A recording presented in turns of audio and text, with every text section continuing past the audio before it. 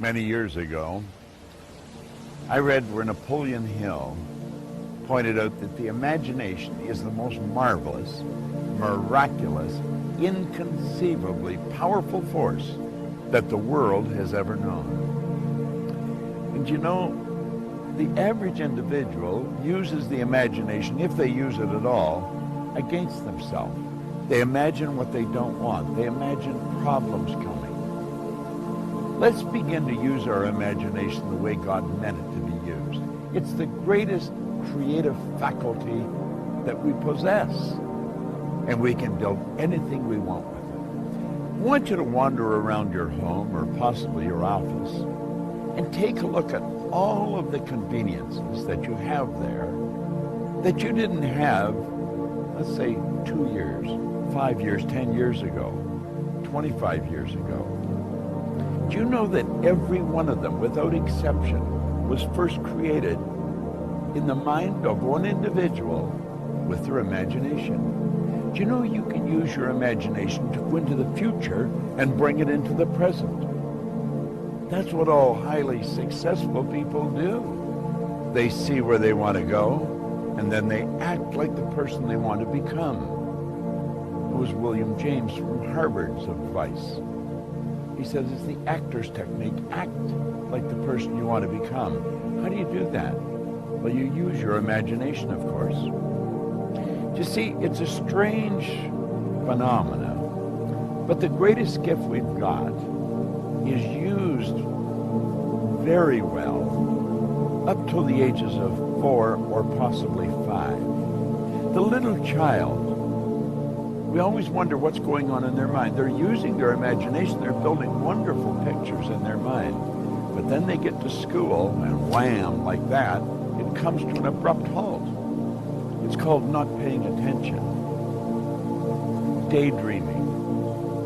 Well, what they were really doing was exercising a phenomenal mental faculty. You see, we can see, hear, smell, taste, touch. They're for our physical benefit. As long as we're living in a physical body and corresponding with the material world, we will use our sensory factors. But you know, I have a couple of little dogs at home that can hear, see, smell, taste, and touch. We've got higher faculties. You have perception, the will, memory, intuition, reason, and imagination. These marvelous tools. We can take our imagination and build an image in our mind of how we want to live. Block out what's going now. Don't let your present results have anything to do with this. Just what you want. And it's with your imagination that you will build it. Everything that we have, the camera that I'm speaking to right now, was first created in the mind of one individual. Think of how our world's changed. You see, we were gifted with these higher faculties. We're God's highest form of creation. We were created in God's image. We were given creative faculties to use. And you know, they're only used by 2 or 3% of the population. It's almost inconceivable that people would wander around with so much power and potential and squander it. See, the average person literally tiptoes through life, hoping they make it safely to death. It's such a shame, and it doesn't have to be that way. Think we have giant corporations and little wee creative departments. And the primary reason for that is the average individual really does not believe that they're creative. Now think. Everyone's creative, and no one is more creative than another. It's just that some have chosen to use their creative faculties to a greater degree than others.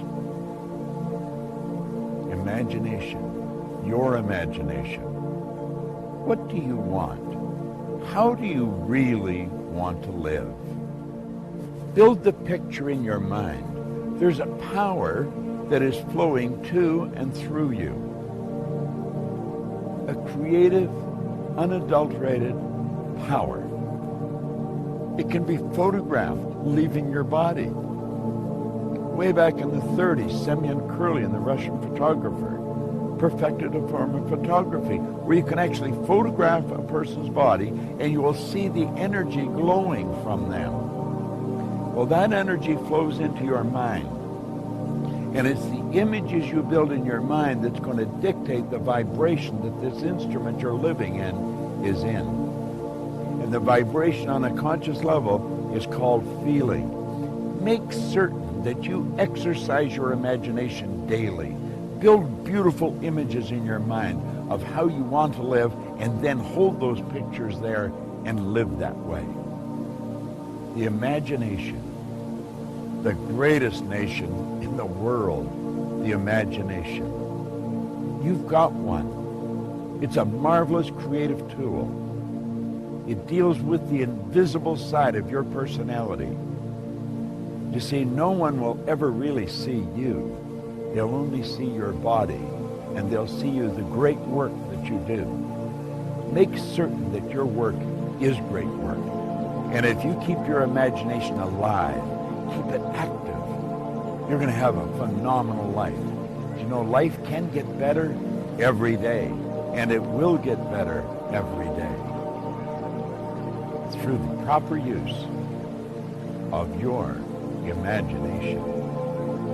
What a wonderful idea. This is Bob Proctor.